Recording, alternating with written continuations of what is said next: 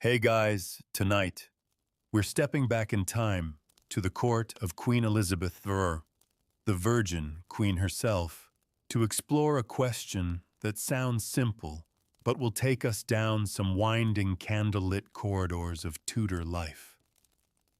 How many times did she actually bathe? I know it's the kind of detail you'd expect to be buried in the dusty corner of a history book. But the truth is, bathing in the 16th century wasn't just about personal cleanliness. It was a complicated dance of health beliefs, fashion politics, and yes, a touch of royal stubbornness. And if you're picturing a warm, foamy soak every evening after a long day, well, let's just say you probably won't survive this story without squirming a little.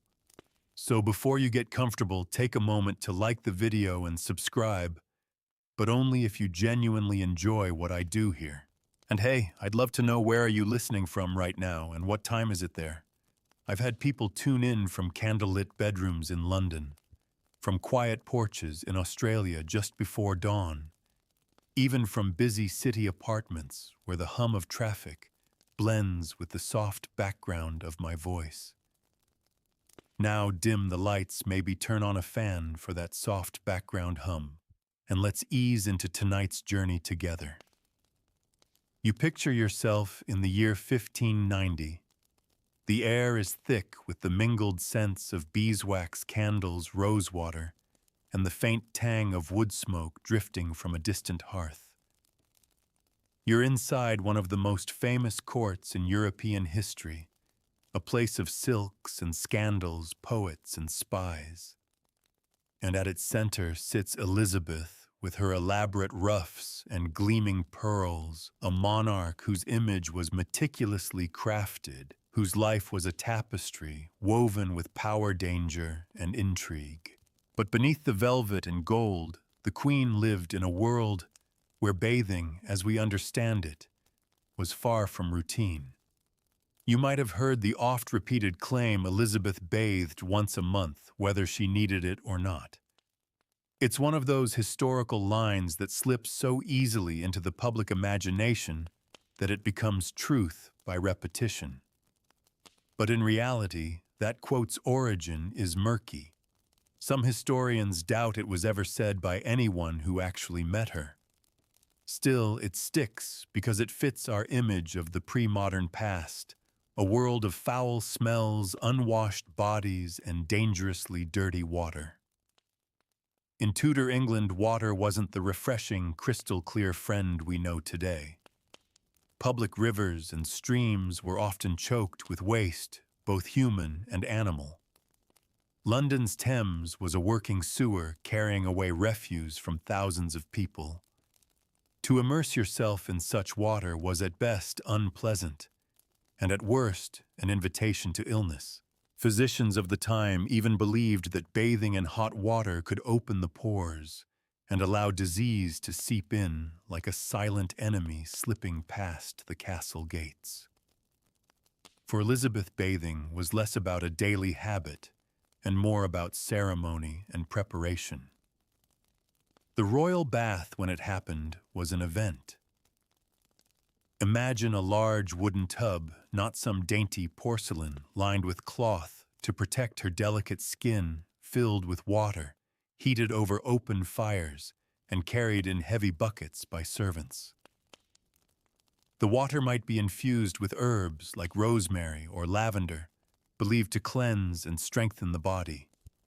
The queen would be attended by her ladies-in-waiting, who would help her undress, shield her modesty, and carefully assist in the washing. Privacy, even for a queen, was limited. Now, before you picture Elizabeth going months without touching a drop of water, it's important to remember that cleanliness in her time often meant something very different from ours. Washing could mean wiping the body with linen cloths soaked in scented water, sponging the face and hands, or changing into fresh linen undergarments. In fact, Elizabeth was known for her obsession with clean clothing. Fresh linen not only felt more comfortable, but was believed to absorb sweat and dirt from the skin, keeping the body pure without the risks of immersion. Accounts from her court hint that she took pride in her personal hygiene, at least by the standards of her day. Her teeth were cleaned with cloth and abrasives, her face was often washed in warm water, and her hands were frequently scented. These smaller, more frequent rituals replaced the kind of daily showering we take for granted. A full bath, however, was reserved for special occasions or when she deemed it necessary. You can imagine her chambers at Whitehall or Hampton Court, the air chilly even in spring, the stone walls leaching away heat, the fire in the grate, doing little to warm the high-ceilinged rooms.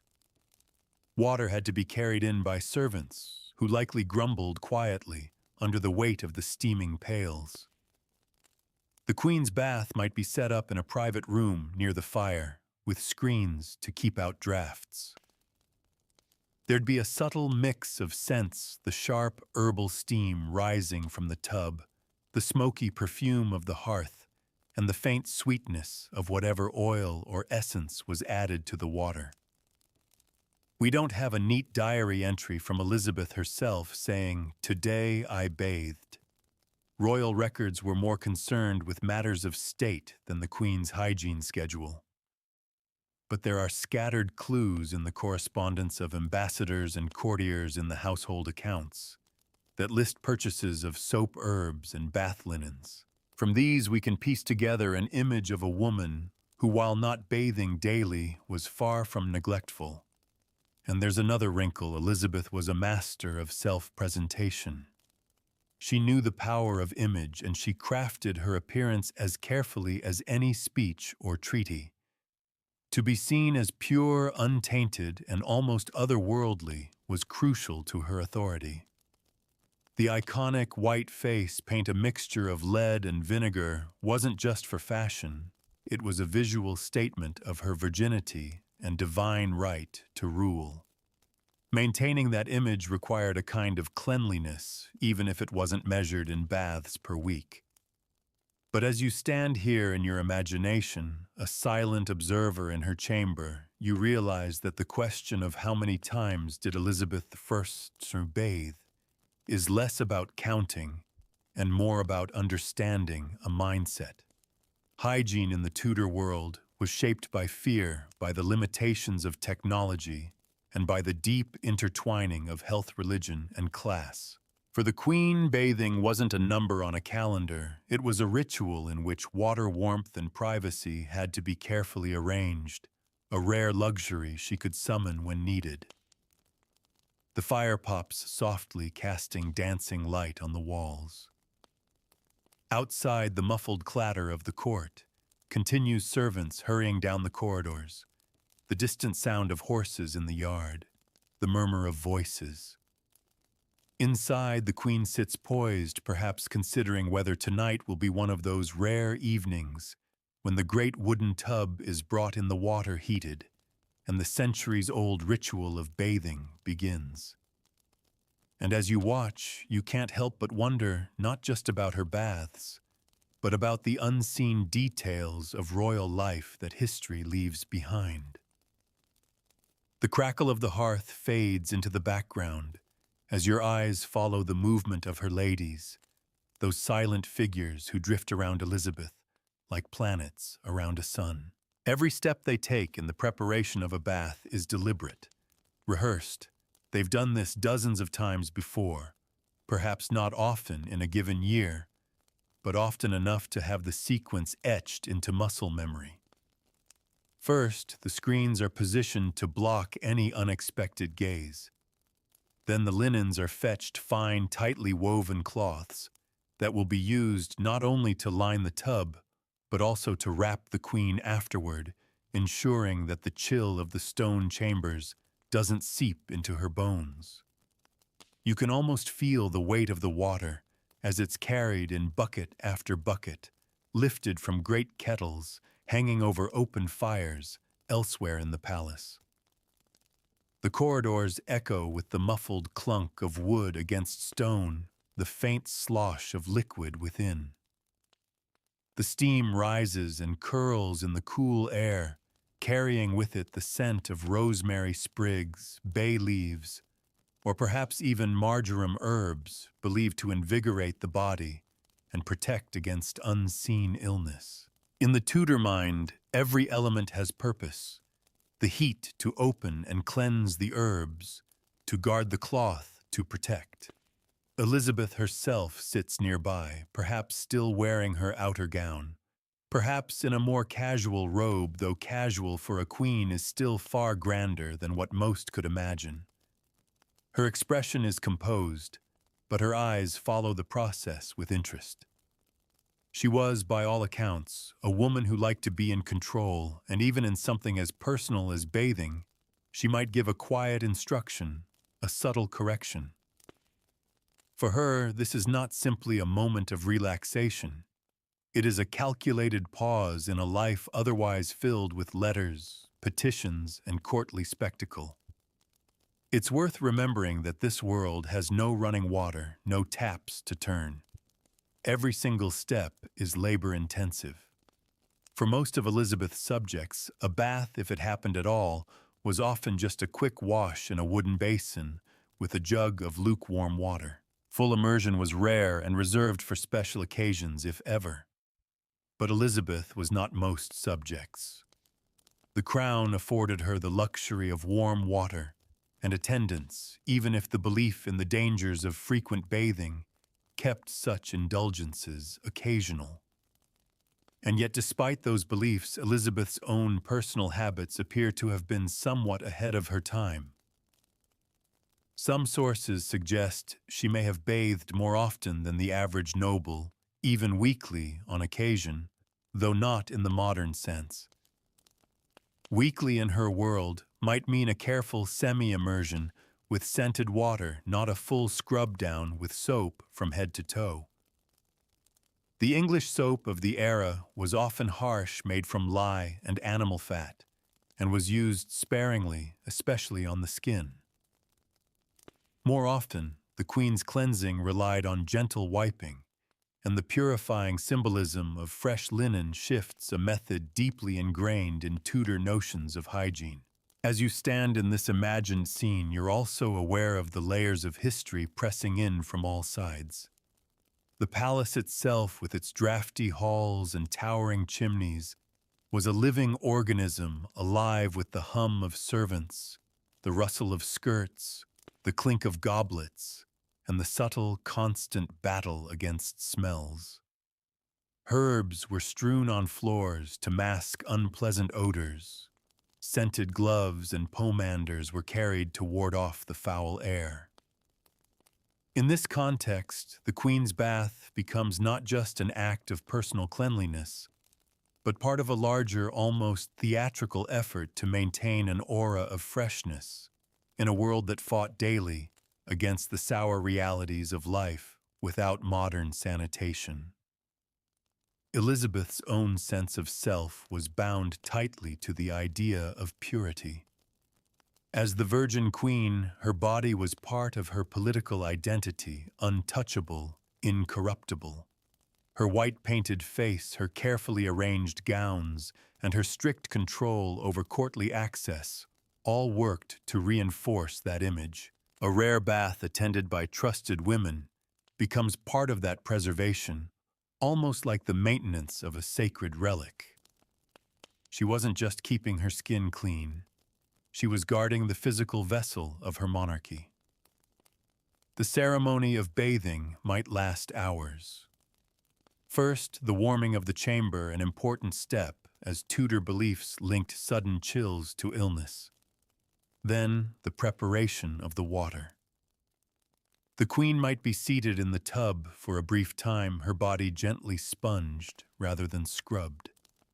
Afterward, she would be wrapped in thick, heated linens, her hair often covered by elaborate wigs in public, carefully dried and combed.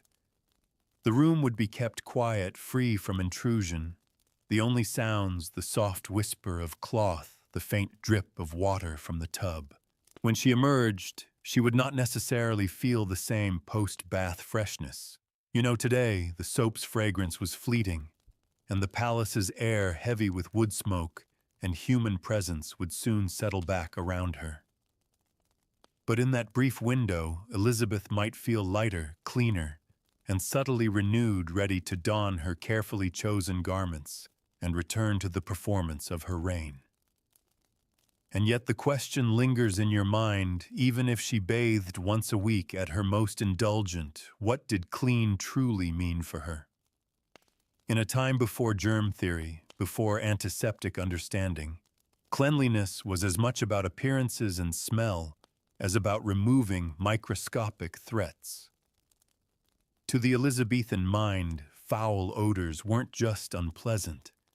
They were dangerous, a sign of miasma, the bad air thought to spread disease.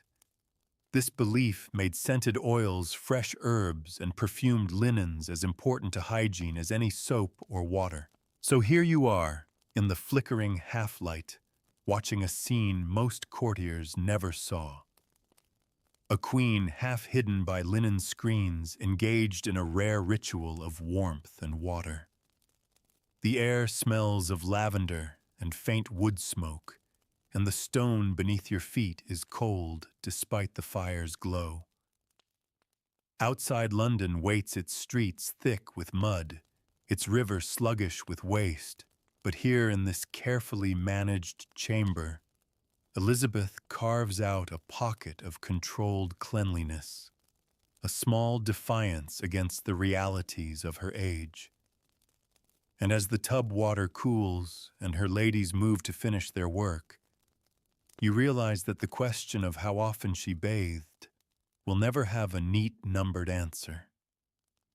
Instead, it's a window, a narrow, fragrant window, into a world where bathing was not a habit, but a statement, and where each rare immersion was a moment of power, privacy, and preservation.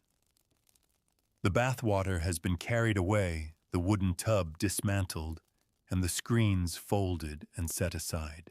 You watch as the chamber settles back into its usual order, the ritual complete for another week or month, depending on the Queen's wishes. Yet the lingering scent of rosemary in the air keeps the memory of the bath alive, a ghost of steam curling invisibly in the cooler atmosphere.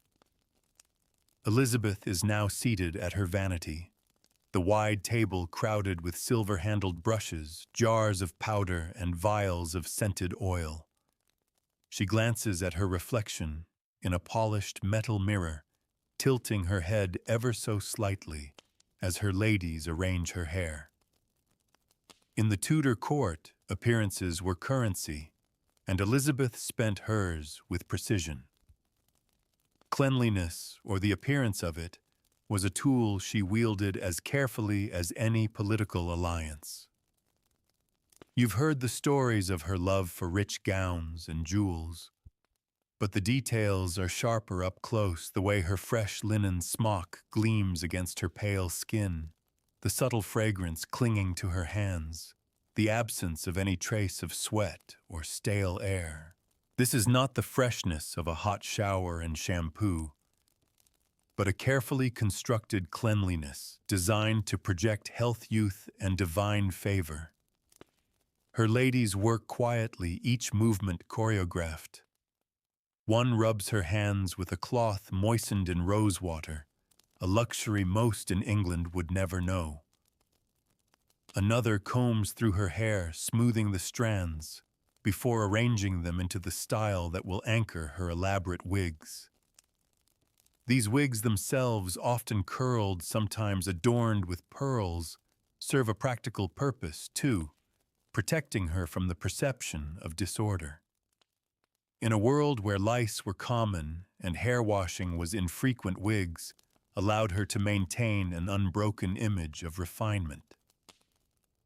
Outside her private chambers, the palace is a far less pristine place. You imagine the great hall echoing with the sounds of servants clearing platters and scraping trenchers. The floor rushes with the soft rustle of straw mixed with herbs strewn there to mask odors and absorb spills. In the privies, the smell of human waste lingers despite the lime thrown in to lessen it. The corridors carry the sense of cooking meat, unwashed bodies, and the faint, acrid tang of extinguished candles. Against this backdrop, Elizabeth's fragrant, freshly wrapped presence stands out as a deliberate act of separation, a physical manifestation of her status as queen. The Tudor understanding of hygiene was tangled up with ideas of health class and morality. For the poor, bathing was a rare indulgence or an act forced by necessity, washing in rivers or public bathhouses when possible, or simply changing into cleaner clothes. For the wealthy, cleanliness became a mark of status, but not necessarily in the form of frequent bathing. Instead, it was expressed through fresh garments, scented waters, and an avoidance of the filth that came with manual labor. For Elizabeth, the equation was even more delicate. Her personal hygiene had to maintain her physical comfort while protecting her health according to the medical beliefs of the day, all without compromising her carefully cultivated image.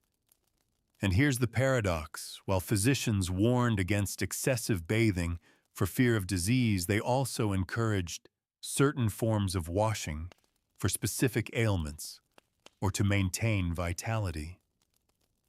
A soak in warm water infused with herbs might be prescribed for aching joints or to open the pores before applying a healing ointment. Elizabeth's own health was a matter of national concern, and her attendants would have been quick to adapt her bathing habits to her condition. If she was ill, she might have more frequent warm washes. If she was well, these might be spaced further apart to avoid weakening her constitution. You can almost picture a winter evening in 1587. Snow presses against the leaded glass windows of Richmond Palace, the air outside sharp and biting. Inside, the Queen sits wrapped in furs, her ladies bustling quietly around her. Tonight, there will be no full bath. The fire is too low, the air too cold, but she will have her face washed in warmed rose water, her hands cleansed, and her hair gently combed before she sleeps. Her linens changed often will be fresh and warm from the drying racks. She will go to bed smelling faintly of lavender and the smoke of the hearth, her skin untouched by the icy drafts that creep under the door. It is in these smaller, more frequent acts of washing that Elizabeth's hygiene schedule truly lived. The once-a-month bath, whether myth or truth, is less telling than the daily or near-daily rituals of partial cleansing that kept her comfortable and kept her image intact. To you accustomed to the ease of a hot shower, this might feel insufficient, but in her time it was an art form, a balance between too much and too little, each step shaped by the twin forces of belief and necessity. The Queen rises from her vanity, now the preparations complete. Her gown today is a pale silk, the skirt heavy with embroidery. The scent of her bath still lingers faintly in the folds. She walks toward the outer chambers where courtiers wait, their faces lifting as she appears. None of them will think of whether she has bathed this week or last. They will only see the luminous face, the spotless linen, the confident step. And in this moment, you begin to realize that the real answer to how often she bathed lies not in frequency, but in control. Elizabeth chose when and how she would be seen as clean, and she bent the rituals of hygiene to serve her reign as much as her body. Somewhere in the back of your mind, you begin to compare her to her contemporaries. Other monarchs of Europe had their own approaches, the French court with its heavier perfumes, the Spanish with its religiously influenced attitudes toward cleanliness. But Elizabeth's choices, as with so much in her reign, were distinctly her own, shaped by the peculiar blend of English practicality, Tudor superstition, and her personal instinct for political theater. And as she sweeps out of the chamber, you can't help but wonder when will the great wooden tub next make its appearance. The question lingers as you follow her in your mind's eye, moving from the relative warmth of her private rooms into the wider life of the court. The air changes immediately cooler, carrying the faint scent of damp stone and the mingled aromas of 100 bodies in close quarters. In the great hall, courtiers shuffle and bow as she passes their own cleanliness, varying wildly, depending on rank, wealth, and habit. Some smell faintly of herbs or fine soap, others of sweat and damp wool.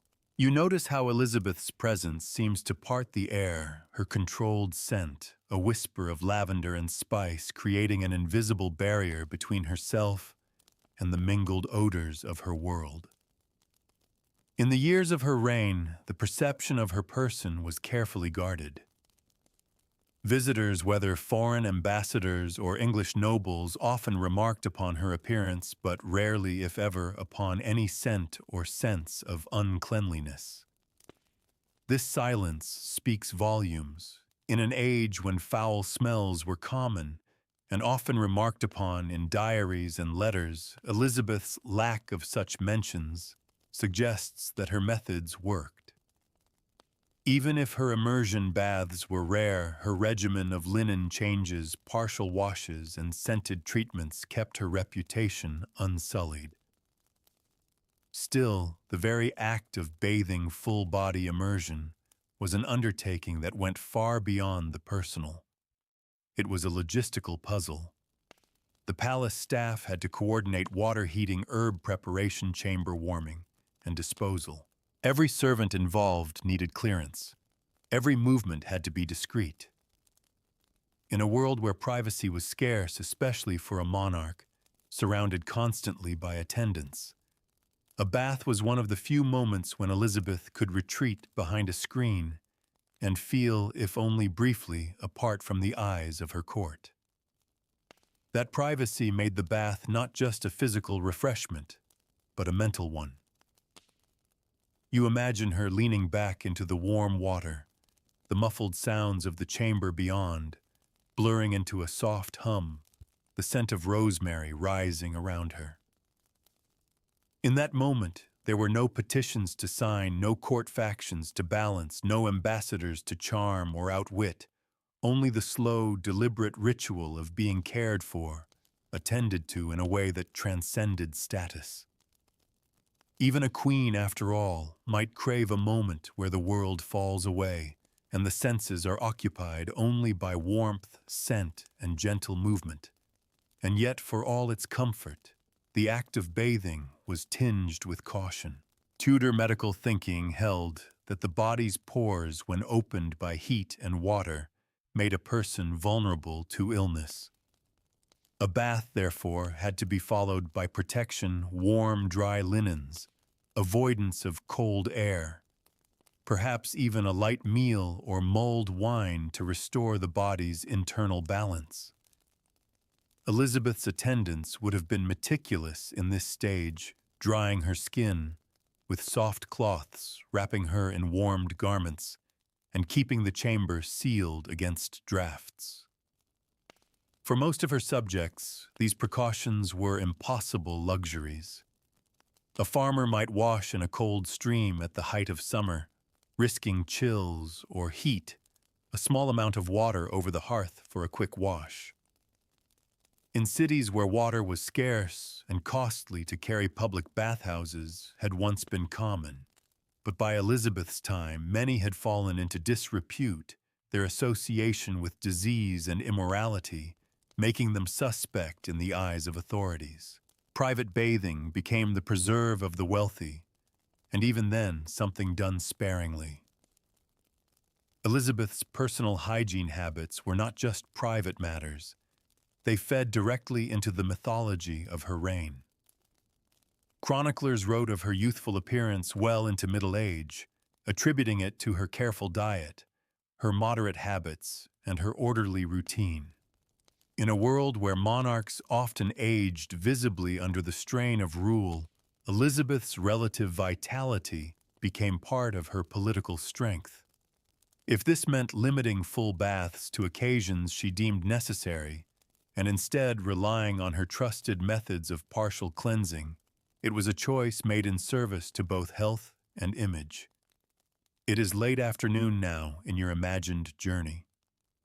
Light filters through high, narrow windows, catching the gilt edges of picture frames and the deep reds and golds of the tapestries. Somewhere in the palace, a clerk scratches away at a document. In the kitchens, the clatter of preparation for the evening meal has begun. Elizabeth moves through this space with deliberate grace, her gown sweeping the rush-covered floor, her face composed in a faint, unreadable smile. No one would dare to ask when she last bathed. The question would seem absurd, for here in this setting, the Queen simply is clean by the standards and signs her world understands. And this is perhaps the most striking realization as you drift deeper into her world. The act of bathing in her life is not a routine but a chosen moment. Each time she steps into that wooden tub, it is a convergence of necessity, comfort, and control, a private interlude in a life lived in public.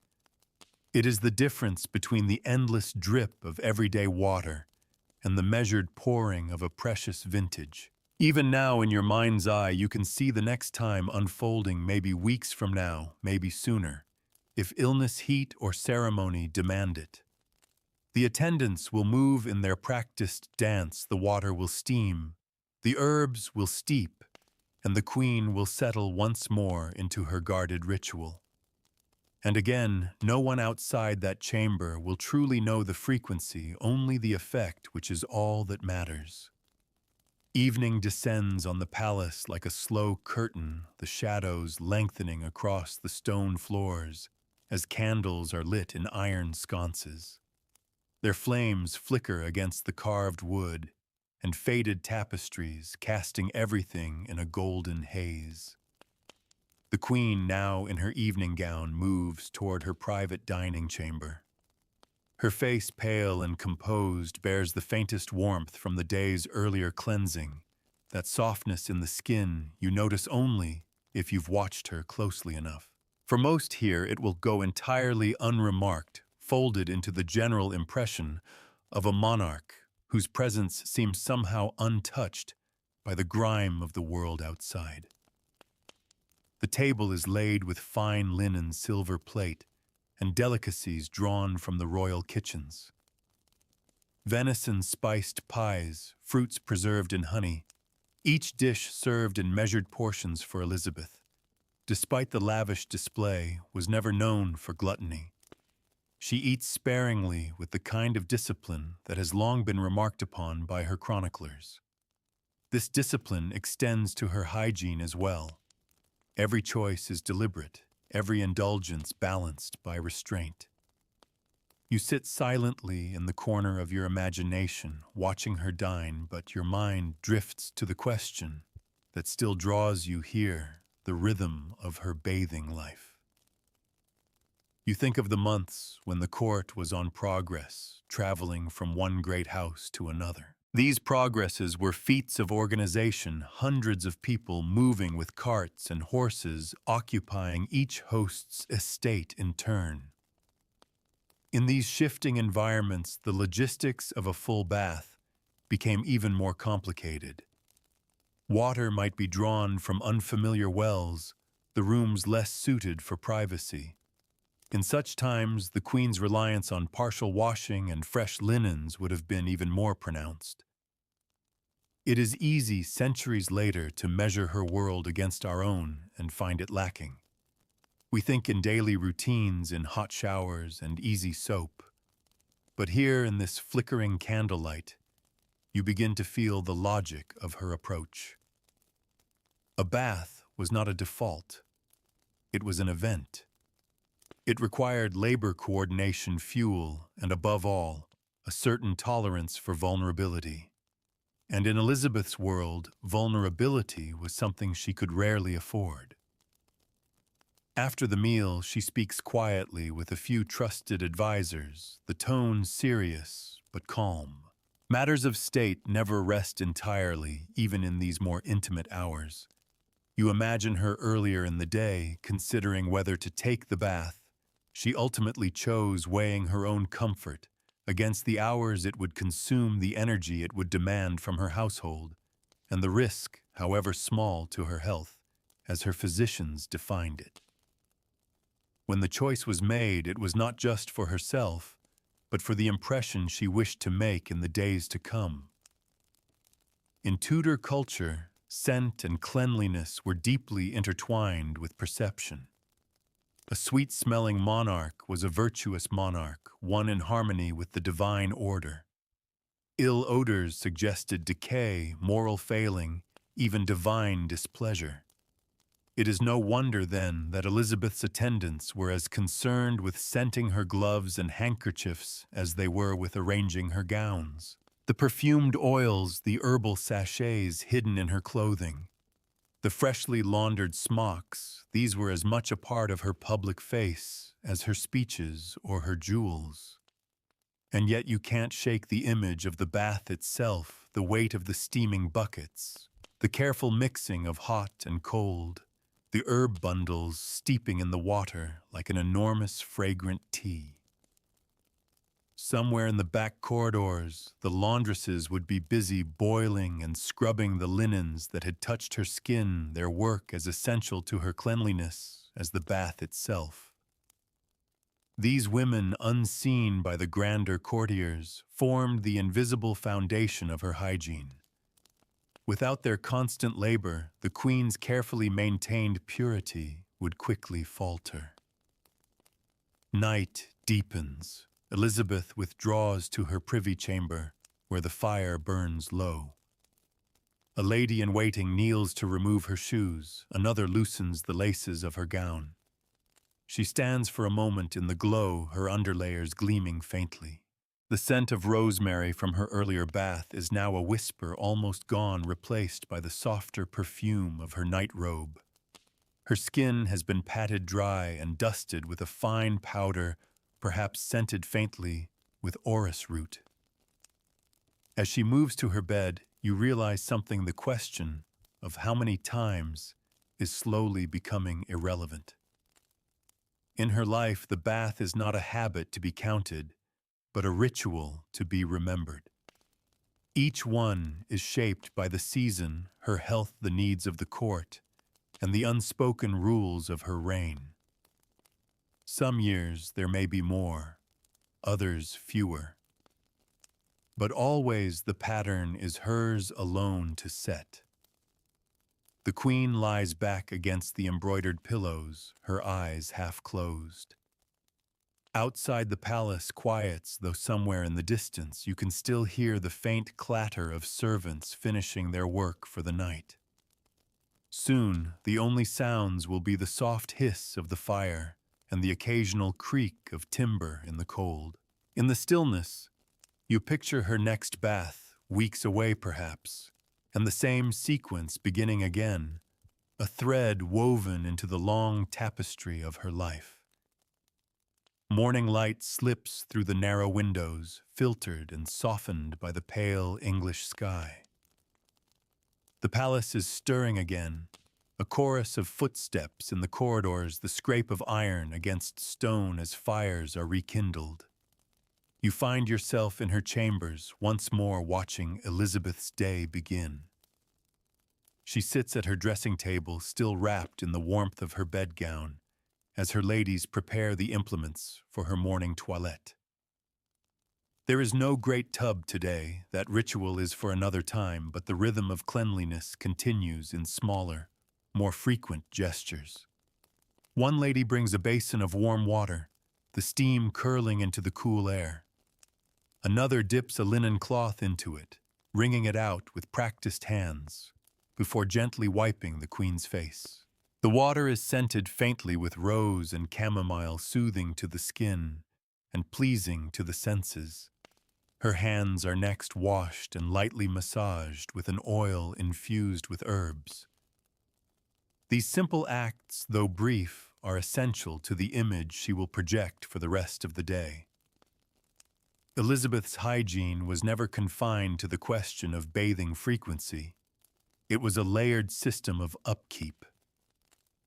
Every morning and evening brought some form of cleansing, whether it was a full wash of the face and hands, the changing of linen undergarments, or the careful combing of hair. In an age before deodorants and perfumes in the modern sense, these moments were crucial for maintaining freshness in the eyes and noses of her court. The air in the chamber smells faintly of the fire and the herbs used in her wash water. A silver-handled comb moves slowly through her hair, the strokes deliberate, untangling and smoothing. Hair in the Tudor mind was closely tied to health. Strong, clean hair signaled vitality. Elizabeth's own hair, a natural red, had thinned over time, and she often wore wigs in public. But these morning rituals were still performed with care, both for appearance and for the soothing comfort they brought. Beyond the chamber, life in the palace churns on. Couriers arrive with messages, scribes wait with documents, and somewhere in the great kitchens, the day's first meal is already underway. But here, there is a sense of measured calm. Even without a bath, the Queen emerges from these moments renewed, not in the way you might feel stepping out of a modern shower, but in a way that fits her own world, refreshed, composed and scented with the faint trace of her chosen herbs. You think again of the once-a-month legend so often repeated. If one takes it to mean total immersion in a tub, perhaps it's true. But if one counts these daily washings, these carefully executed rituals, then the picture shifts entirely. The Queen is not neglecting her cleanliness. She is practicing it according to the science, superstition, and resources of her time. And in her time, the appearance of cleanliness was often more important than the process itself. A lady brings in a fresh smock, white linen, fine and soft, still faintly warm from the drying rack. Elizabeth slips into it with practiced ease. In Tudor thinking, linen was almost a second skin capable of absorbing sweat and oils from the body. Frequent changes of linen were not just about comfort. They were about maintaining that elusive sense of purity. For the Queen, whose clothing was layered and elaborate, this freshness at the base was essential. Her gown for the day is deep green embroidered in gold thread. As the layers are fastened, the scents of the herbs used in her morning wash mingle with the smell of the rich fabric and the faint metallic tang of her jewelry. You notice how seamlessly these details come together. Every aspect of her presentation is designed to maintain the illusion of unchanging perfection. The truth is, Elizabeth's cleanliness wasn't just personal, it was political. A ruler's body was a metaphor for the body of the realm. To be seen as unkempt or ill-smelling would be to suggest disorder, weakness, or decay in her government. So she crafted her hygiene with the same care she gave to her speeches and treaties. Whether she bathed in a tub once a week, once a month, or even less, the result. In the minds of those around her was always the same. She was untouchable, pure, a queen who stood apart from the mortal failings of those she ruled. You follow her as she leaves her chambers, her gown trailing behind her. The great wooden tub is absent today, but you can sense its looming presence in her life, an event waiting quietly in the wings for its moment to return. Somewhere, perhaps in a week, perhaps longer, the same ritual will unfold: the heating of the water, the scenting of the herbs, the quiet privacy of the bath. Until then, these smaller acts will keep her ready, poised, and by the standards of her time, clean. And as she disappears down the corridor toward her audience chamber, you realize that what you are truly watching is not a woman counting the days between baths, but a sovereign weaving cleanliness into the very fabric of her reign, as deliberate as strategic, and as enduring as the crown on her head. The day unfolds with the measured rhythm of court-life petitions, heard correspondence, dictated courtiers received with smiles or cool indifference as the queen's mood dictates. Yet beneath the pageantry and the constant negotiation, you sense the hidden scaffolding that holds her presentation together. Every gesture, every glance, every appearance is underpinned by the subtle maintenance of her image, and that includes the quiet, unremarked rituals of cleanliness that keep her untouchable. By mid-afternoon, she retreats briefly from the public eye, passing through a narrow passage that leads to a smaller, more intimate chamber. This is not the grand audience room nor the bustling great hall, but a private space where only her most trusted attendants are admitted. Here the atmosphere shifts, the air is softer, warmer, faintly scented with something herbal and clean.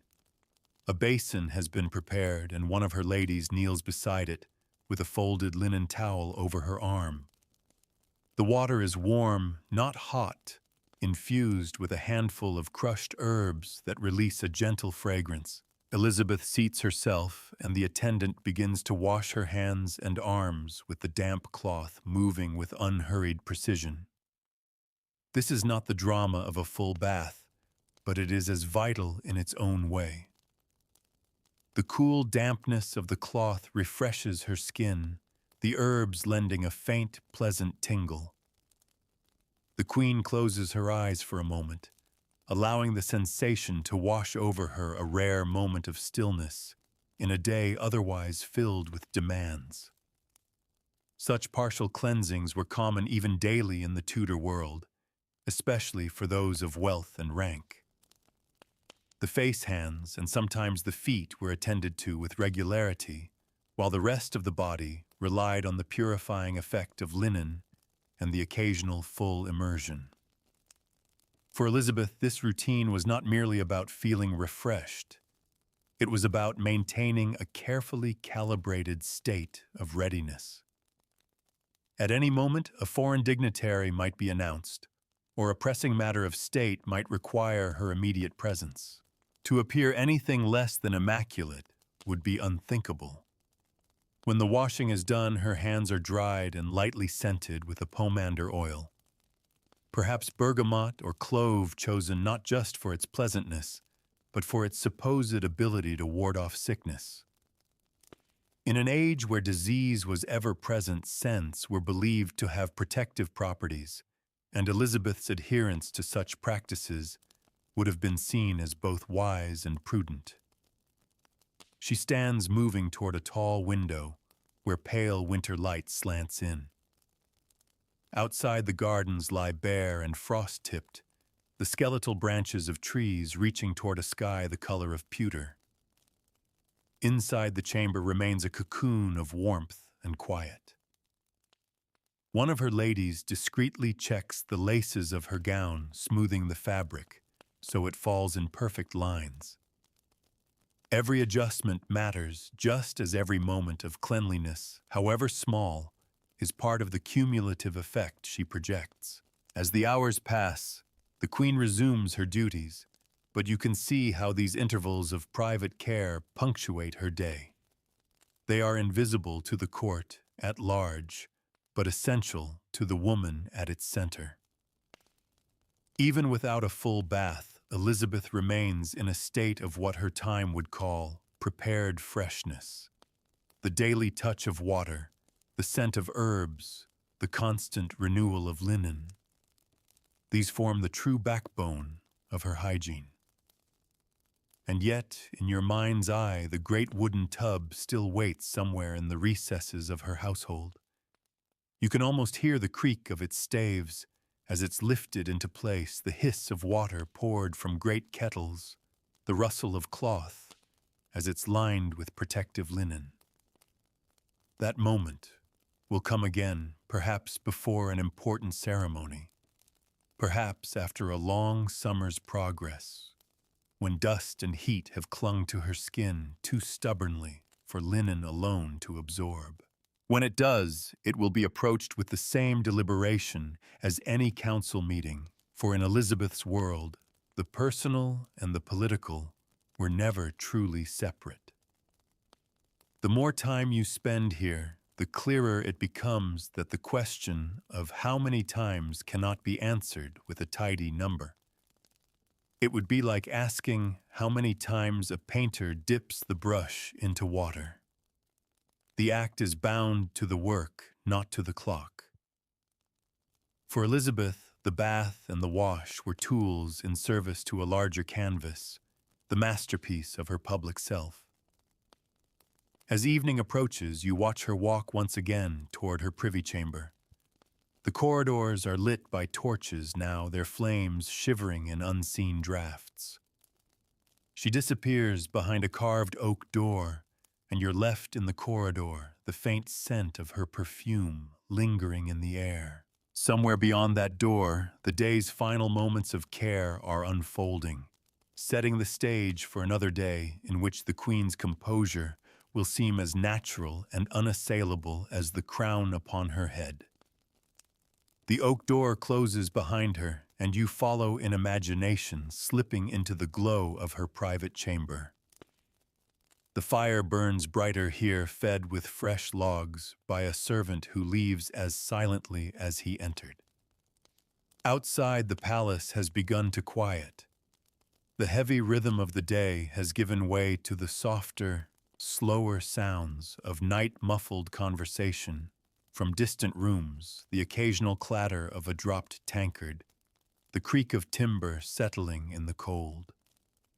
Elizabeth stands before the hearth, letting the warmth reach her, while her ladies prepare her for the evening. Tonight there will be no formal entertainment, no masks or elaborate suppers. This is one of the rare nights when the Queen can indulge in the slower pace of her own choosing. And that pace often includes one of the small but telling acts of personal care that bridged the long stretches between her full immersion baths. A large, low chair is placed by the fire, and beside it, a shallow brass basin filled with warm water, faintly clouded by a blend of milk and herbs, a concoction thought to soften and brighten the skin.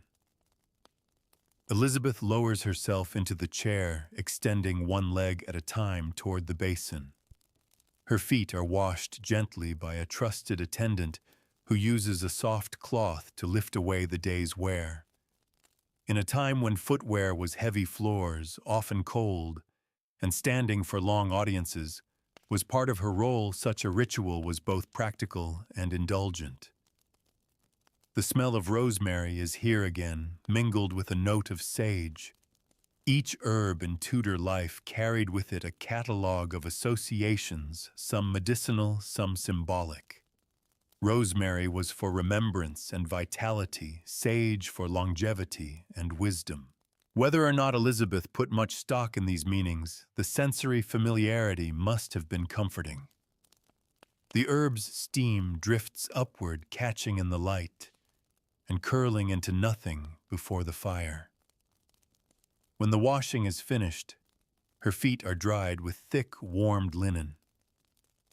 A fine powder, perhaps orris root, or powdered lavender, is dusted over them before she slips into soft indoor shoes. It is a small act, but it adds to the web of small acts that maintain her sense of readiness and control. Even here in privacy, she is careful about the details of her person. She moves from the chair to her dressing table where the ladies remove the heavier jewelry and loosen the bodice of her gown. The fabric sighs as it falls away layer by layer until she stands in her shift. In the hearthlight, the linen glows faintly, and the scent of the day's herbs still clings to her skin. Her face is washed again, warm water scented with a little rose gently dabbed and patted dry. This twice-daily cleansing of the face and hands is perhaps the closest thing to a bath that many in her time experienced regularly, but for Elizabeth it is supplemented by all the other careful rituals that keep her distinct from her court. As you watch, you begin to realize that the long gaps between her full baths are not gaps in cleanliness, but spaces filled with these layered moments of care. The bath itself is only the summit. The slope leading to it is covered in these smaller, more frequent attentions. It's a kind of choreography. The timing of linen changes, the strategic use of scented waters, the placement of cleansing rituals in her daily schedule, so they always fit between audiences, councils, and ceremonies. Her ladies dry her hair, what is left of it, with gentle hands, ensuring it is free from dampness before she sleeps. Wigs may serve her in public, but in private, her own hair is treated with the same care as her skin. The comb runs through slowly, the strokes, rhythmic, almost meditative. The queen's eyes half close, her expression softening, as if in this small act she is able to release some of the tension of the day. Somewhere beyond the thick stone walls, the Thames flows dark and sluggish, carrying with it the refuse of the city. The contrast is stark. The world outside is loud, unclean, chaotic.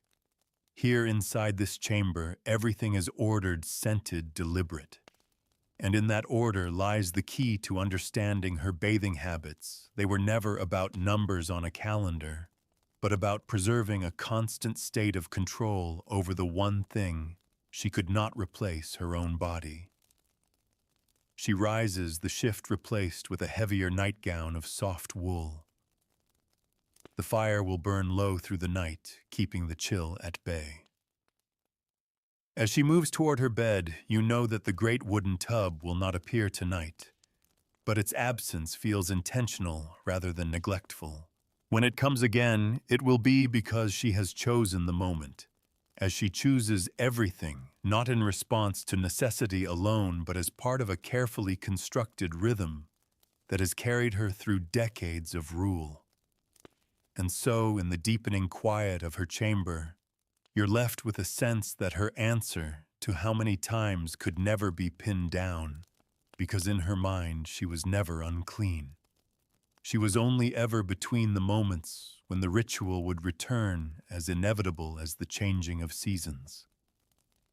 Dawn again, and the light this time is sharper, gilding the frost on the palace roofs and throwing long bars across the courtyard. The cold seeps into every stone, and even in the queen's chambers, the air holds a bite. Fires have been lit early, but they only soften the chill. The walls themselves seem to exhale winter.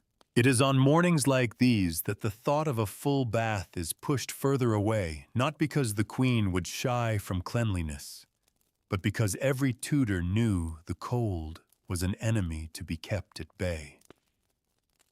Instead, the rituals adapt. A brazier is brought close to her dressing table, its coals glowing and snapping softly. A basin of hot water is set upon it, infused with marjoram and thyme, this time herbs thought to fortify the body and sharpen the senses. Elizabeth sits before the mirror, her face and hands washed with the fragrant water. The steam curls around her, carrying a gentle green scent into the air. She closes her eyes briefly, inhaling, not just because it is pleasant, but because in her world, inhaling the scent of herbs was part of staying well. The basin is changed twice to keep the water hot. Her forearms are bathed, the skin gently patted dry and dusted with a fine powder. Her teeth, too, receive attention, a cloth and a mild abrasive of crushed salt, and herbs rubbed carefully to keep them clean and her breath fresh. This is not the minty burst you know today. It is subtler, earthier, but it achieves the same effect in the minds of her courtiers. The queen is ever presentable. In the cold months, these smaller rituals are the backbone of her hygiene. The thought of a full bath with its long preparation, the steam-filled room, and the vulnerability of damp skin in a draft becomes something to be timed with precision, often for days when the air is softer or when her health requires it. Physicians of the day warned sternly of the dangers of bathing in winter, believing that hot water opened the pores to cold air and disease. Elizabeth, always attentive to such counsel, balanced her desire for freshness with their advice. You imagine her perhaps weeks from now choosing one of those rare winter baths. The fires would be stoked to blazing, the chamber heated almost to stifling, every screen and curtain arranged to block the cold. Attendants would move like shadows, their faces set in concentration as they carry the steaming buckets. The herbs, perhaps rosemary and marigold this time, would be steeped longer, their fragrance stronger, filling the room with a haze of warmth and spice. In that moment, the bath would be as much a triumph over the season as it was a cleansing of the skin. But for now, today's cleansing is all about speed and efficiency. The Queen has audiences to hold and decisions to make. Her gown for the day is a deep crimson lined with fur against the cold. The fur itself is brushed and perfumed another layer in the barrier between her and the raw air beyond her walls. Every piece she wears carries a trace of care. No garment is ever put on without having been cleaned, scented, or warmed first. As she steps into the audience chamber, courtiers bend low. None of them see the basin that steamed in her chamber only an hour before. None think of the powders dusted on her arms, the scented oil smoothed onto her hands. They see only the result, a monarch who stands apart from the ordinary rhythms of human frailty, whose very presence carries an unspoken assurance of order and refinement. And this, you realize, is why the exact count of her baths will always elude us. For Elizabeth, the line between bathing and washing was not as fixed as it is today. Cleanliness was a spectrum, and she moved along it with intention, drawing from a wide array of rituals. Sometimes it meant the grandeur of the wooden tub and an afternoon's retreat. Other times it was the simplicity of a basin, a cloth, and a handful of herbs. Both served the same purpose, to keep her body, her image, and her rule in harmony.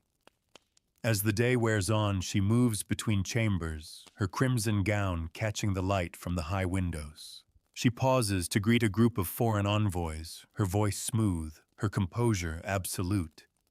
They will return home speaking of her dignity, her grace, perhaps even her beauty, but never of the scent of smoke or sweat. That is the hidden victory of her private routines, the absence of any hint that she is anything other than the immaculate Virgin Queen. Later, as dusk falls and the cold deepens, she will retreat again, the cycle repeating wash, scent, linen, warmth. And somewhere in that cycle, though you cannot yet see it, the great bath will return. It always does. The weeks have lengthened into a stretch of cold days, the sun lingering low and pale over the palace. Outside, the frost never quite melts from the cobblestones, and each breath carries a trace of mist. Inside, fires are kept high, and the air is thick with the mingled scents of burning oak wool and the herbs scattered on the floors to sweeten the air. It is on a morning like this that the great wooden tub finally reappears, carried in with quiet purpose by a pair of strong-armed servants. You can sense the shift in the room immediately. This is no hurried basin wash. This is the rare, deliberate ritual of full immersion. The process begins long before Elizabeth enters. Buckets of water are drawn and heated in great kettles over open fires elsewhere in the palace. Each one is carried carefully, the steam curling and vanishing into the cold corridors. The tub is lined with clean linen, both to cushion the wood and to protect her skin from splinters or roughness. Today, the herbs are a lavish blend: rosemary for clarity and strength, lavender for calm, and perhaps a pinch of marigold for warmth and vitality. They are steeped in the hot water until the scent fills the chamber, a heady, soothing fragrance that clings to the air like a veil. The warmth from the steaming tub seeps outward, pushing back the chill that still clings to the stone walls. Elizabeth enters, her expression composed, but her eyes betraying a certain satisfaction. She knows this will take time, that for the next hour, she will be shielded from the relentless demands of her role. Her ladies-in-waiting move with the efficiency of long practice, helping her disrobe behind the protective screens. Even now, in this most private of moments, her dignity is guarded. There is no idle chatter, no wasted movement. She steps into the water, the linen underfoot, soft, the heat drawing a faint flush to her pale skin. For a moment she simply sits, letting the warmth seep into her muscles, easing the stiffness from days of audiences, travel, and ceremony. The surface shimmers faintly with the oil released from the crushed herbs, forming a thin sheen that catches the candlelight. Her hair is unbound and gently combed through the strands, falling loose over her shoulders. One lady dips a cloth into the scented water and begins to pass it over her arms, her back, her shoulders. No vigorous scrubbing, just the careful, deliberate cleansing that Tudor medicine deemed safe. Her face is wiped last with fresh water drawn from a smaller basin, ensuring the skin is treated gently. In this moment, the Queen is not the Virgin Queen or the ruler of England. She is simply a woman warmed and soothed in the heart of winter. But even here, the ritual is tinged with caution. Her attendants work swiftly to keep her from cooling too much. When she is done, she rises from the tub, and the room fills with the quiet flurry of drying, thick, heated linens wrapped around her, moisture blotted away, her skin rubbed gently until warm again. Another layer of fresh linen follows soft against her skin before the heavier garments are added. The tub is dismantled almost as quickly as it was prepared, the used water carried away in the same endless parade of buckets that brought it in. By the time the court resumes its day, there will be no sign that the Queen has bathed at all, except in the subtle freshness of her appearance, the faint herbal scent that follows her like an invisible cloak. This is why her bathing habits are so elusive to history. No public record is made. No ambassador's letter will note Her Majesty bathed this day. It is a private moment protected from the eyes and ears of all but her closest attendants. What remains are only the impressions, the unwavering cleanliness of her presence, the absence of any hint of neglect, the carefully maintained image that allowed her to pass from chamber to chamber with the same composure, whether it had been a day or a month since she last stepped into the tub. By midday, she is in the audience chamber again, speaking to envoys with the authority of a ruler who has been in power for decades. She wears her crimson gown once more, but now the fabric seems to shimmer a little brighter in the candlelight, her complexion faintly luminous under the layers of powder. No one knows why, only that the Queen somehow appears more vivid today.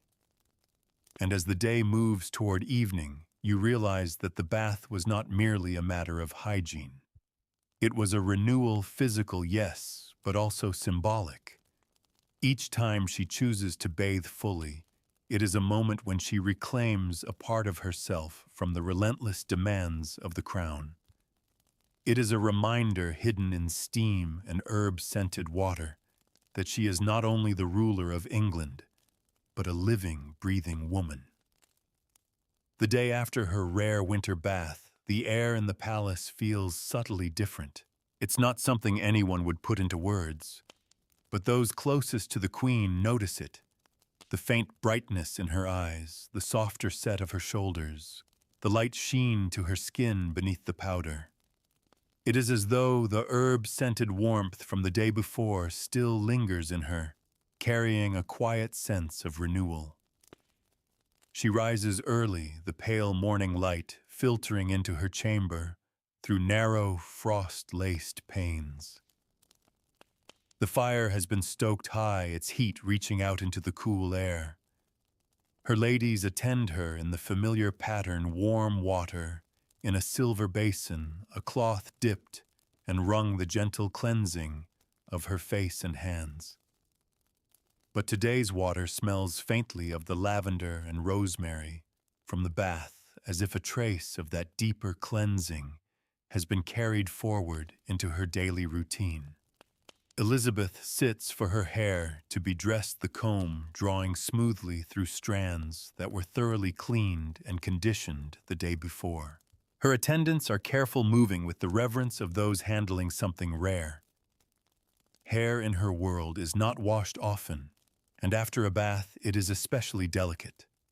It will be styled under a wig for public appearances, but here in the privacy of her chambers it hangs loose for a little longer, drying fully in the warmth of the hearth.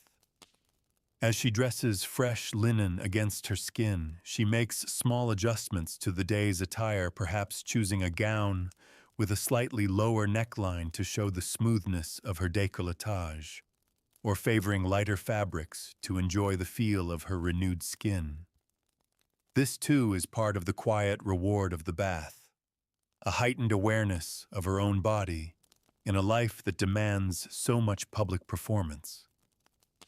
Beyond her chamber, the palace is busy with preparations for an afternoon audience with foreign envoys. The Queen knows that impressions matter more than any formal record. A diplomat might not note the cut of her gown or the faint scent she carries, but they will remember her as striking, composed, somehow ageless. The lingering effects of her bath, the scent woven into her garments, the even tone of her skin all feed into that impression. It's easy to think of bathing as a purely private act, but in Elizabeth's case it has ripple effects far beyond the closed screens of her chamber. A bath changes the way she feels in her clothes, the way she moves through a room, the way she is perceived by those who seek her favor or fear her disapproval. Even if they do not consciously register the change, her courtiers will feel the shift in her presence, subtle but real. In the audience chamber that afternoon, the Queen sits tall on her throne, her gown spreading like a pool of color around her. The envoys approach with deep bows, speaking carefully through their interpreters. Elizabeth listens with a faint smile, her hands resting lightly on the arms of her chair. Every detail is intentional, the stillness of her posture, the cool precision of her words, the absence of any visible fatigue. She is, as always, the Virgin Queen, untouched by the grime and frailty of ordinary life. Only you, following her in this imagined closeness, know how much of that image is supported by the quiet rituals of her private world. You see how the memory of the bath infuses her movements, how the careful maintenance of cleanliness is as much a political act as it is a personal one. In the Tudor court, appearances are power, and a queen who seems ever fresh, ever composed, commands as much through her presence as through her laws. That evening, back in her privy chamber, the day's layers are removed once more. The gown is unfastened, the wig lifted away, the heavy jewelry placed in its velvet-lined case. Warm water is brought again, put for her hands and face, the last remnants of powder and rouge wiped away. The scents of the bath are faint now, softened into the subtler fragrances of her everyday care. But she will carry its effects for days to come, each smaller ritual prolonging the sense of renewal, until the next time she calls for the great tub. And so the cycle turns not on a rigid schedule, but on the ebb and flow of her needs, her health, the seasons, and the demands of the crown. To ask how many times is to miss the point. Elizabeth's bathing life is not a tally.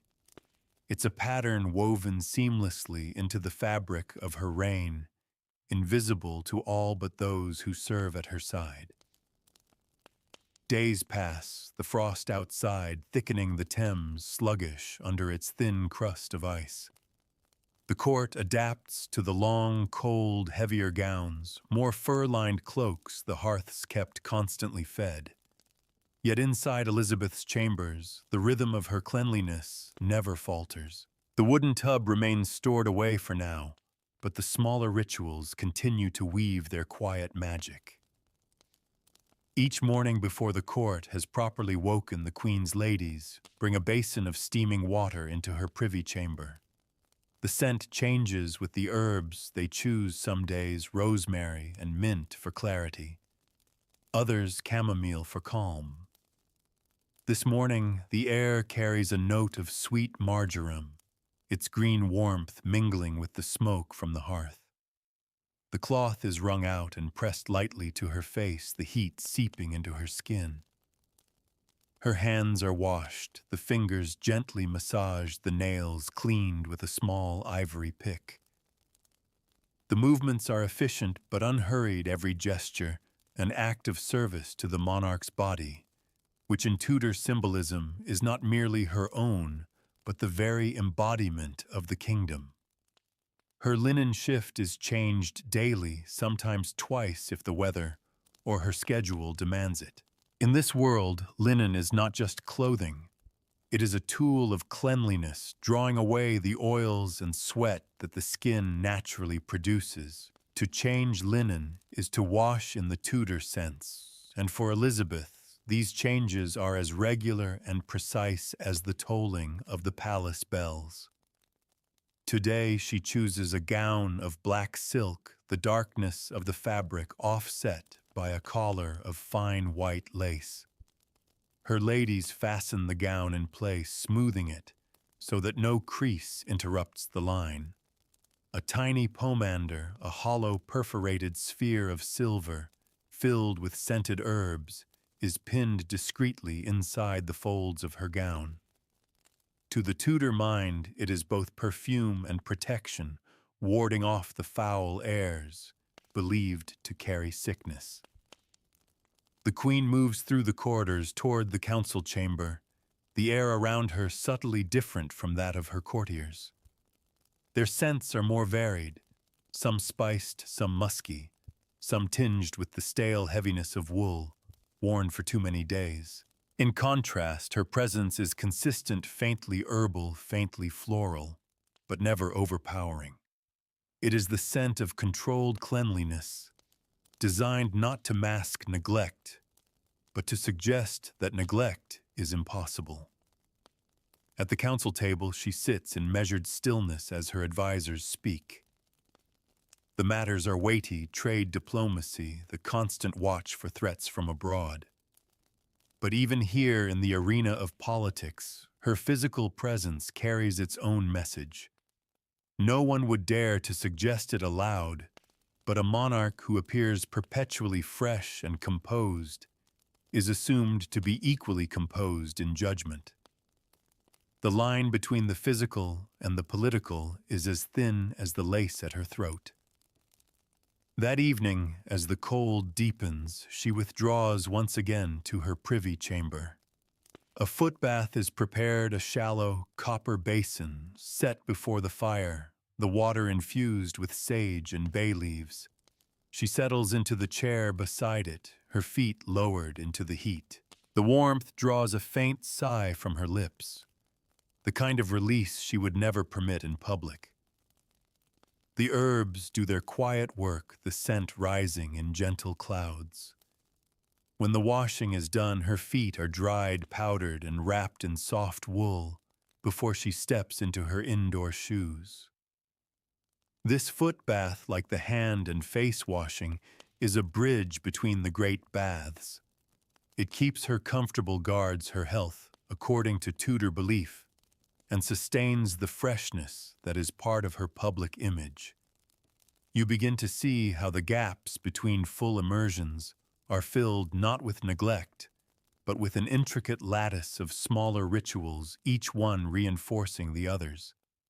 And perhaps this is why no one can give a precise answer to how often Elizabeth bathed.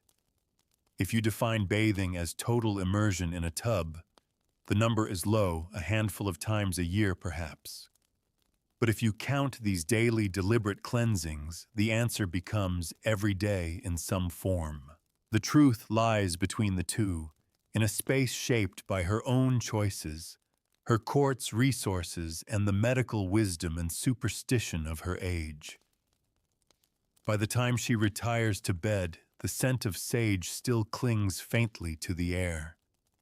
Her skin is warm from the fire, her linen fresh against it, and she settles into sleep with the confidence of a woman whose body and image remain firmly under her control. Outside, the frost creeps further into the night, but here in the Queen's chamber, the air is scented warm and entirely her own.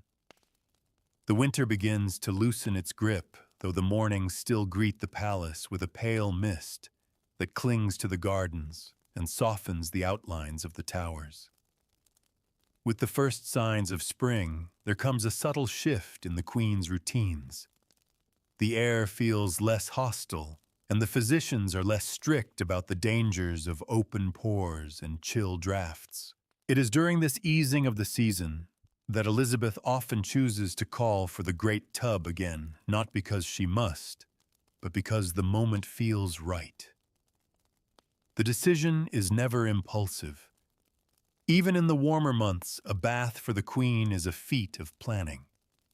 The chamber must be warmed, the linens prepared, the herbs chosen with care. This time the scent is a blend of rose petals and sweet woodruff, their perfume rich but not cloying, floating up from the steaming water.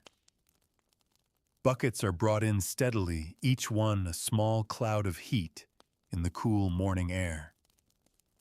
When she enters, she is attended by only her most trusted women. Privacy remains a luxury, and though she cannot be entirely alone, the space behind the screens is guarded fiercely. The air is thick with steam carrying the soft floral notes that mix with the faint salt of heated water. She lowers herself into the tub slowly, the warmth drawing the chill from her bones, her skin prickling slightly as it adjusts. This bath is slower than the winter one. She leans back, allowing her body to sink deeper into the scented water. Her arms rest on the linen-covered rim of the tub, and for a rare few minutes the silence feels almost complete. Only the soft drip of water from the cloth and the faint creak of wood as the tub shifts under her weight break the stillness. Her hair is wetted and combed gently, the herbal water poured over her shoulders in slow streams. The herbs are said to brighten the complexion, but whether or not this is true, the scent is undeniably calming. When she emerges, the drying is unhurried. The warmed linens are pressed to her skin, drawing away the waters, and then fresh linen undergarments are laid out. Her gown for the day is chosen to be lighter, allowing her to enjoy the sensation of renewed skin without the full weight of her heaviest silks. The faint scent of roses clings to her, mingling with the subtler notes of her perfume. The court will see her later in the day, and though none will speak of it, many will notice something in her demeanor, a freshness, a quiet glow that suggests vitality. They may attribute it to her mood, to some favorable piece of news, or to the change in the weather. But you know that it is the bath chosen and timed to coincide with the first breaths of spring that has given her this renewed presence. In the days that follow, the effects of the bath are carefully sustained. Morning and evening washes continue, the cloths dipped in water lightly scented with the same rose petals used in the tub, as if to extend the moment. Her hair is kept smooth and neatly arranged beneath her wigs. Her linen changed even more frequently now that the air no longer bites so sharply. It is a season of public appearances, of processions and entertainments, and she moves through them with the serene confidence of one who knows she is at her best. And yet, even as the weather warms, she does not rush to repeat the full bath too soon. In her world, rarity is part of the value. To bathe too often might not only risk her health in the eyes of her physicians, but would also diminish the sense of occasion. Like a cherished jewel, the bath is brought out only at moments of her choosing, its very scarcity giving it weight. Late one evening, after a day of audiences and performances, she sits before the hearth, her gown loosened, her hands washed and dried. The fire's light plays on the silver basin beside her, the water scented with a few last rose petals saved from the bath. She dips the cloth into it herself, this time pressing it briefly to her face before setting it aside. The act is quiet, almost meditative, a bridge between the rare grandeur of the full immersion and the daily rituals that keep her always just beyond the reach of the world's grime. It is in moments like this that the truth about Elizabeth's bathing habits becomes clear. The question of how many times is far too narrow. Cleanliness for her was not an isolated event, but a continuum, each moment connected to the last, each act building upon the one before. And in this continuum, the bath is not the beginning or the end. It is simply the brightest point in an ongoing cycle of care, control, and calculated presence. The soft warmth of spring deepens into the fuller, greener days of early summer. The palace windows are thrown open more often now, letting in air that carries the scent of gardens and the faint hum of life beyond the walls. The damp heaviness of winter's layers is gone, replaced with lighter fabrics, brighter colors, and a livelier pace to court life. Yet for Elizabeth, the change of season also brings new challenges for maintaining her careful balance of cleanliness and appearance. The warmer air means the court moves more, gathers in larger groups, and lingers longer in crowded halls. It means more feasts, more progressions, and more time spent outdoors under the eyes of her people. In this warmth, the old Tudor concerns about miasmas, the bad airs thought to cause sickness, grow sharper. Physicians urge regular washing of the face and hands, scented gloves, and the carrying of pomanders to protect against foul smells. For Elizabeth, these practices, already part of her daily life, take on even greater importance. Her mornings now begin earlier, with the light already slanting through her chamber when the first basin of water is brought in. Today, the herbs are mint and lemon balm, the scent clean and sharp in the warm air. The cloth is passed over her face and neck, the coolness a welcome contrast to the growing heat of the day. Her hands are washed twice, once before dressing, and again after her hair is arranged, partly for cleanliness, partly for the refreshing sensation. The linen changes become even more frequent. In summer, the belief that fresh linen draws out impurities from the body is matched by the practical truth that the lighter shifts feel cooler and more comfortable against the skin. Elizabeth's laundresses work constantly, boiling, drying, and smoothing each piece so that the queen is never without the purest, softest fabric. And though the wooden tub is still reserved for special moments, it appears more often in the warmer months. The fear of cold drafts is lessened, and the comfort of a soak is more tempting. One such bath takes place in the early evening, when the day's heat is softening into dusk. The windows are open, but gauze curtains stir gently, keeping insects at bay. Buckets of water are carried in the steam, rising into the golden light. The herbs today are mint and lavender, cooling and calming. Elizabeth steps into the tub slowly, the warm water embracing her without the bite of winter's chill. She lingers longer this time, letting the water lap against her arms, as she leans back, her gaze fixed on the shifting shadows of the curtains. There is a rare softness in her face, a look that belongs to no one but herself and the women who attend her in these moments.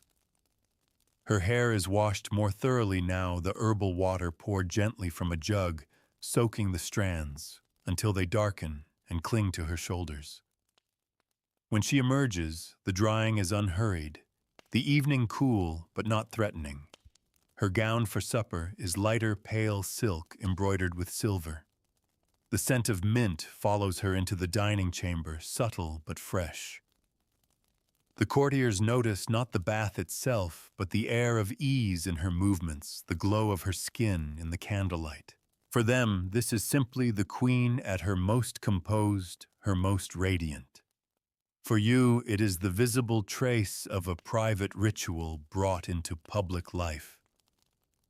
In the days after, she sustains the freshness with her usual precision daily washings, fresh linen-scented gloves, and the careful control of her appearance. If the court is on progress, traveling between great houses, these rituals follow. Her adapted to whatever chambers she occupies.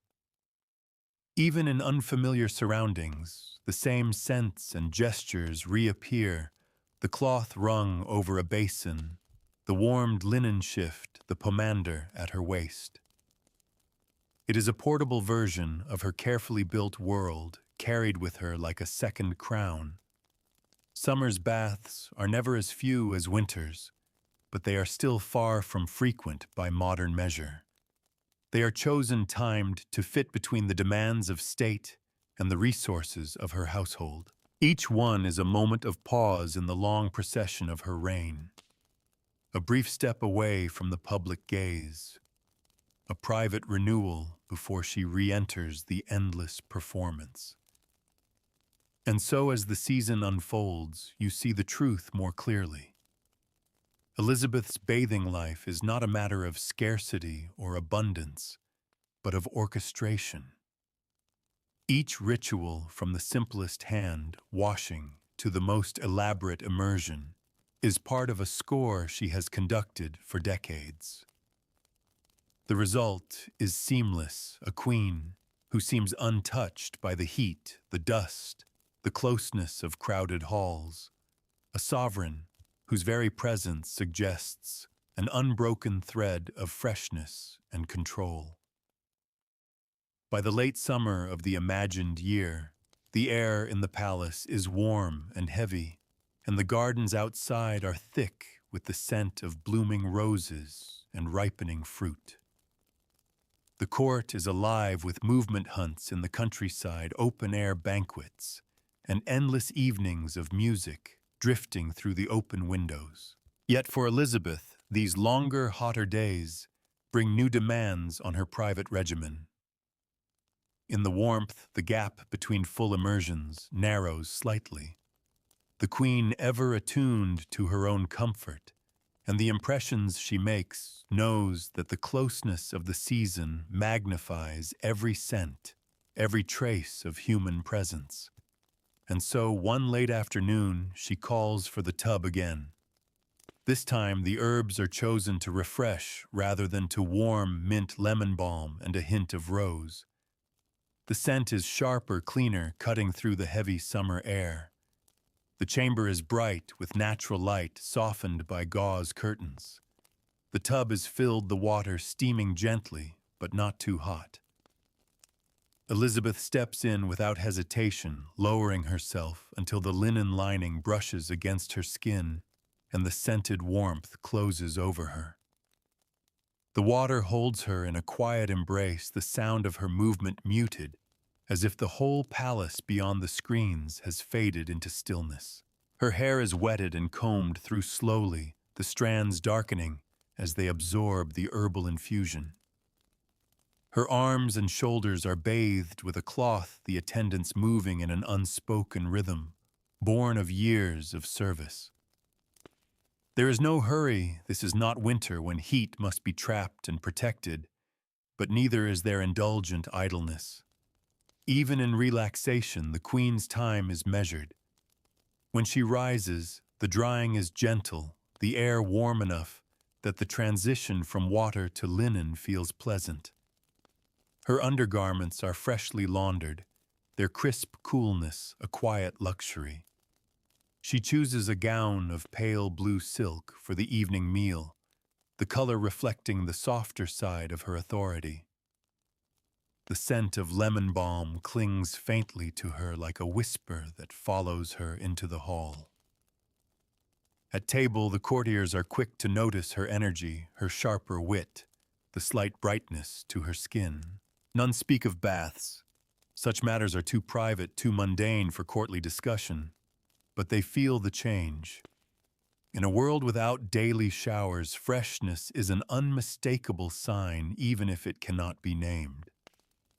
As the summer wanes, the days shorten again, and the rhythm begins to shift toward the caution of autumn. The tub will still appear from time to time, but the intervals will grow longer, the seasons and the advice of her physicians guiding her decisions. Yet the smaller rituals, the basins of scented water, the fresh linens, the pomanders, will remain constant, threading through her days like a quiet counterpoint to the great public symphony of her reign. And now you see it clearly, the question you began with, how many times did Elizabeth bathe, was always too small for the reality. For her bathing was not a simple tally, but a carefully orchestrated continuum. Sometimes it meant the rare ceremonial immersion in a great wooden tub. More often, it meant the daily acts of cleansing and renewal that kept her body comfortable, her presence immaculate, and her image unassailable. When she walked into a hall, no one thought of the last time she had stepped into the water. They thought only of the queen, radiant, untouchable, as constant in her freshness as she was in her authority. The details of how she achieved it belonged to her alone, guarded behind linen screens and trusted hands, hidden in the rhythm of a life where every choice was deliberate. And in the end, that is the answer, not a number, but a truth. Elizabeth bathed when it suited her, not too often, not too rarely, but exactly as often as she believed a queen should. And in doing so, she made cleanliness not just a habit, but a part of her reign itself. The palace is quiet now, the summer night, thick and still beyond the windows. The last candles have burned low, their light spilling in small pools over polished wood and folded fabric. Somewhere in the dark, the great tub rests empty, its staves cool, its linen folded away until it is called for again. You can almost smell the faint ghost of herbs clinging to it, rosemary from winter, rose from spring, mint from summer, the invisible record of moments that no diary ever marked. Elizabeth lies in her bedchamber, the air cooled by the night, her hair brushed smooth, her skin warmed by the layers of fine linen. The fire is banked low, more for comfort than for heat. In the quiet, you imagine her mind drifting not to the affairs of state, but to the softness of the cloth against her skin, the lingering freshness from earlier in the day. The world outside will never know the details. History will remember her as the Virgin Queen, as a stateswoman, as a figure of spectacle and resolve. But here in these small, unrecorded rituals is a different kind of sovereignty, the power to choose when and how to tend to herself, to shape her own rhythms, in a life that so often belonged to others. And so, when you wonder how many times she bathed, let the answer be this: often enough to keep her image flawless, rarely enough to make each bath a quiet event worth remembering.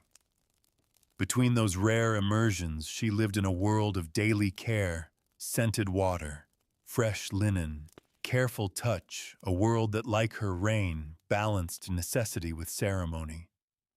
The night deepens and the palace sleeps. Sweet dreams.